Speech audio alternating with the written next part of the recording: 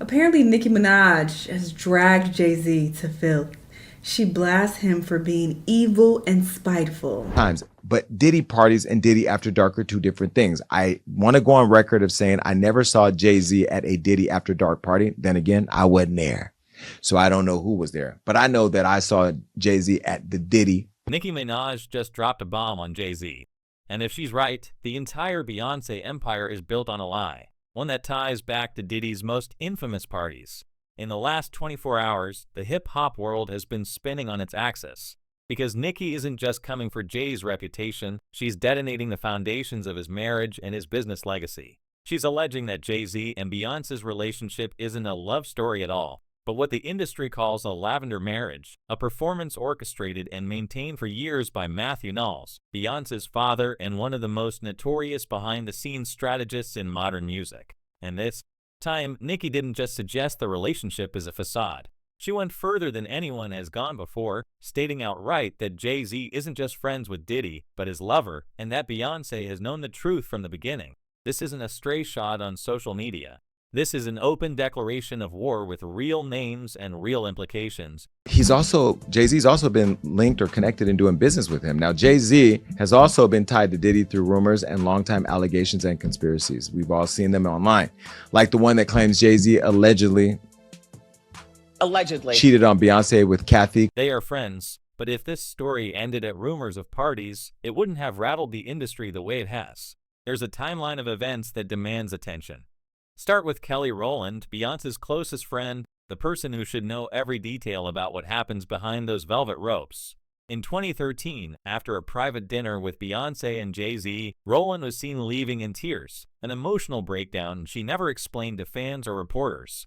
For years, the official story has been that she was simply overwhelmed by memories and nostalgia. But why would someone so close, so used to the spotlight, break down after what should have been a celebration? Rowland's comments since then have only deepened the mystery. Flash forward to 2021 when a seemingly innocent red carpet run in between Rowland and Jay-Z went viral. Fans obsessed over the way Rowland addressed Jay as Big Bro. But what caught our attention was her later response. Some things I'll never understand, like I see my big bro all the time, but I guess you guys never see what we see. That's not the kind of thing you say about a straightforward friendship. That's the kind of phrase that signals there's another layer, something so sensitive it can't be named on camera. If Rand, who has spent her life protecting Beyonce's public persona, is dropping hints that there's a reality we don't see, what else is being hidden? It's a fair question, especially when you factor in the public events that have shaped the Carter Knowles image for over a decade. Beyonce. Remember Diddy and Jay, inseparable at the party. They just probably best friends. They probably both grew up in New York. They're New Yorkers. I don't know their relationship. I don't know what business they got going on, but they are really close with one another. They are friends. Consider the 2012 Grammy Awards. Jay-Z stood on stage and shamed the Academy for snubbing Beyonce year after year for Album of the Year. Rowland later called that speech a moment that made artists feel seen, praising Jay-Z's courage and loyalty. But we have to ask, was that outburst genuine outrage? Or was it just another calculated move designed to reinforce the image of a united front? Every year, the Grammy snubs generate headlines, but the Carters have always managed to spin the narrative, staying in control, never letting any crack show. Maybe it's all been part of the performance. The Diddy connection brings us to 2024 and the lawsuits that have thrown the industry into chaos. Earlier this year, a man named Joseph Manzaro filed a complaint accusing Diddy of horrific acts at one of those Miami freak-off parties. Here's where it gets interesting. Jay-Z and Beyonce were initially named as potential witnesses in the suit until their lawyers produced evidence that they were actually in Hawaii at the time. That should be the end of it. But why would Jay-Z, a man who's supposed to be above suspicion, need such a detailed alibi? The mere fact that his name appears in a legal document about Diddy's parties, even if only as a witness, is enough to light up the rumor mill. People close to the situation say the only reason Jay-Z's team had that evidence ready to go is because they knew the rumors about his involvement weren't new. They were anticipating questions, not reacting to them. Still. And then you have celebrities like a Jay-Z. And this is where I think the whole fallout with the Beyonce, she's just kind of in the crosshairs because of all of what's going on in the media with respect to Jay-Z and stuff. But with Jay, you know, when he complained at the Grammys about the Grammys not giving Beyonce Artist of the Year, when she's the most decorated Grammy-winning artist ever, We invited him to be honored at our award show. The legal issues don't stop there. We have to rewind to the year 2000, right after the MTV Video Music Awards. At an exclusive after-party, both Jay-Z and Diddy faced accusations from a woman who claimed she had been assaulted when she was only 13 years old. The suit was quietly dropped with prejudice earlier this year, meaning it can never be refiled. The sudden withdrawal set off alarms among those who've been following these stories. Jay-Z's attorneys immediately called the allegations a money grab and frivolous, but the fact remains these lawsuits keep surfacing, always naming the same group of powerful men, always withdrawn or settled before the truth ever sees daylight. The timing is suspicious, especially when you consider Nicki Minaj's explosive allegations hit social media just months after the case went away. The story is being managed behind the scenes, but it's not going away. I mean, let's just be real for a second. There are a lot of lawyers who call this legal extortion, and that this is the way the legal system works, which is you threaten somebody with reputational harm. And in this case, it's interesting that Jay-Z, who's very wealthy, said it would be financial. Now add the Rye Satithwaite saga, the man who's been claiming for more than a decade that Jay-Z is his biological father. According to Satithwaite, his mother was underage when she became pregnant in the early 90s. And Jay-Z's legal team has spent years using jurisdictional loopholes and technicalities to avoid a simple DNA test. The lawsuits have bounced between Pennsylvania and New Jersey, with Satithwaite's camp accusing Jay-Z's attorneys of fraudulent court act and obstruction. The logic is simple. If Jay-Z's image as a family man is everything, why risk a protracted legal battle instead of just taking the test? Unless there's something even more damaging buried in the past, something that goes beyond paternity and touches on the timeline of his rise to fame, his relationships, and the very nature of his partnership with Beyoncé. These legal fights and quiet settlements start to look less like isolated incidents and more like part of a wider effort to keep the Carter Knowles brand untouchable. For years, the world has watched Beyoncé and Jay-Z market their marriage as the gold standard. Public declarations, coordinated album drops, and joint tours designed to sell the idea of a perfect power couple. But if the marriage is a front, if insiders are right, and this is all a stage play directed by Matthew Knowles, then we have to wonder who's being paid to keep their mouths shut. Behind every public appearance, every red carpet, every Grammy speech, there's a network of managers, assistants, and longtime friends. People who've seen everything but never said a word. Recently, my mom was at a show and she was with a friend, and y'all know, I guess her friend stayed to, after the show, he was doing little signings and little autographs and stuff like that. I guess he wasn't too big, but you know, I guess females, when the show's over, you can sign little autographs and stuff like that, talk to the people who perform. She said she went up there. Even now, new rumors are surfacing about who really knows the full story. According to industry sources, there's a short list of insiders who have witnessed the dynamic up close, and they're not talking. Not because they're loyal, but because the stakes are just too high. Some of these individuals have signed ironclad NDAs.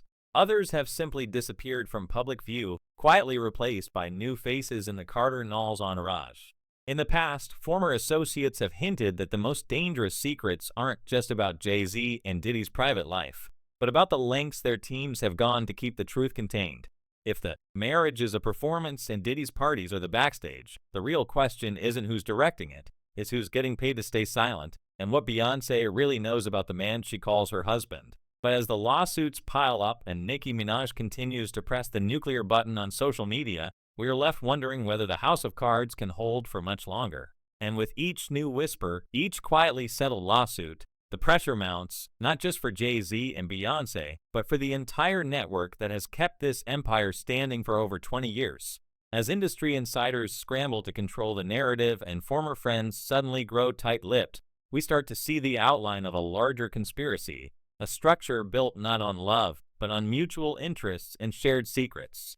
And as the questions about Jay-Z's private life collide with a new wave of legal and financial challenges, it's becoming impossible for anyone, no matter how powerful, to keep every secret from unraveling at once. Really wanted to find out who my father was, and how do you know I'm not a gangster or used to be a gangster? I've been in the music industry for 30 years. Yeah, I mean, the industry's filled with gangsters. The money trail starts with Tidal, and it led straight back to Jay-Z's inner circle. The streaming service was supposed to be the future of music, owned by the artists for the artists, with Jay-Z at the helm, and everyone from Beyoncé to Nicki Minaj signed on for a piece of the pie. But years later, Nicki put the whole fantasy on blast when she admitted, "I didn't even get one red penny when no one promoted it more than me outside of Beyoncé." Those words didn't just sting, they exposed a fracture in the family. If Jay-Z's own partners are left out in the cold, what does that say about the rest of the empire? TAL wasn't just a failed tech experiment. It became the test case for how loyalty and image are bought and sold behind closed doors. Every payout, every silent partner, every artist left waiting for their share. It's a shadow ledger, and only a handful at the top ever see the numbers. It's the same script ever. Why time? Project unity, cash in, keep the real story sealed, tighter than an NDA. Just look at the 2020 Ivy Park PR rollout. Kelly Rowland is snapped in Beyoncé's latest athleisure line, posing for the camera as the ultimate supportive sister. But was this a genuine moment of Destiny's Child nostalgia? Or was Rowland playing her role in another business play? Industry sources say those photo ops aren't accidental. Every time Beyoncé launches a new brand, a carefully selected group of celebrities and influencers gets the call, and the narrative writes itself. Loyalty, legacy, family. The Ivy Park stunt wasn't just about selling leggings. It was about reminding the world that this inner circle moves as one no matter what's brewing beneath the surface. I really wanted to find out who my father was, and for the case not to go how I was planning it, I really thought it was going to go different than... Didn't stop there. The 2018 Coachella reunion was a pop culture earthquake, with Destiny's Child taking the stage for the first time in years. Fans lost it. Social feeds exploded. But behind the smoke and lights, the move was all business. With Beyoncé's Homecoming documentary on the horizon, a Destiny's Child performance wasn't just a nostalgia trip. It was a strategic shot in the arm for Beyoncé's brand. That same weekend, Ivy Park saw record web traffic, and streaming numbers jumped across every platform where the group's catalog was available. A friendship moment that just happened to pad everyone's pockets and shore up the empire. And every time the three women shared a stage, the world was nudged to forget the tears, the rumors, the emotional distance that sometimes slips through the crack. Meanwhile, the legal headaches kept piling up. Ramir Satithwaite's paternity fight with Jay-Z never went away. It just went underground. Satithwaite claims Jay-Z's legal team ran a shell game to dodge a simple DNA test, hopping from one jurisdiction to another and crucially misleading the court about Jay-Z's real estate in New Jersey. Even Jay-Z's own attorney was forced to admit she misspoke about property ownership, an error that conveniently delayed the case and kept Satithwaite locked out of answers. That slip was more than just a technicality. It looked like a calculated stall. And every year that dragged by, the myth of Jay-Z as the untouchable family man grew, while the people at the edges of his world found themselves battling shadows in court. I would hope he would think about it and this would be in his mind, but I wouldn't actually know what another person is feeling. But the shadow games didn't end with Satwaite. In 2024, another lawsuit with even higher stakes threatened to blow open a decades-old scandal. This one reached back to a 2000 VMA afterparty with accusations leveled at both Jay-Z and Diddy. The details were explicit, the timeline damning. But then, in a maneuver so fast it made lawyers blink, Jay-Z's team produced airtight evidence he wasn't in Florida at the time. The plaintiff withdrew the suit with no explanation. On the surface, the story was closed. But anyone watching closely had to wonder, since when does a billionaire need a hyper-detailed alibi for a party 2 decades ago? If Jay-Z is so clean, why does his legal team always seem 2 steps ahead, ready to stamp out fires before they start? Lawyers get paid to keep clients out of the headlines, but the speed and efficiency here suggested something deeper. People with nothing to hide don't usually keep that many receipts. It's not just the lawsuits that raise eyebrows. Beyoncé's 2020 album, Renaissance, became an instant phenomenon, a celebration of queer ballroom culture, complete with guest stars, sampled legends, and a new sound that signaled evolution. Critics called it a bold, progressive move, but not everyone was buying the timing. Industry insiders started asking if this was artistic growth or a strategic pivot to distract from mounting questions about her marriage. Just as rumors about Jay-Z's private life reached critical mass, the couple put their stamp on a wave of cultural currency, cementing their image as untouchable icons of inclusivity and self-expression.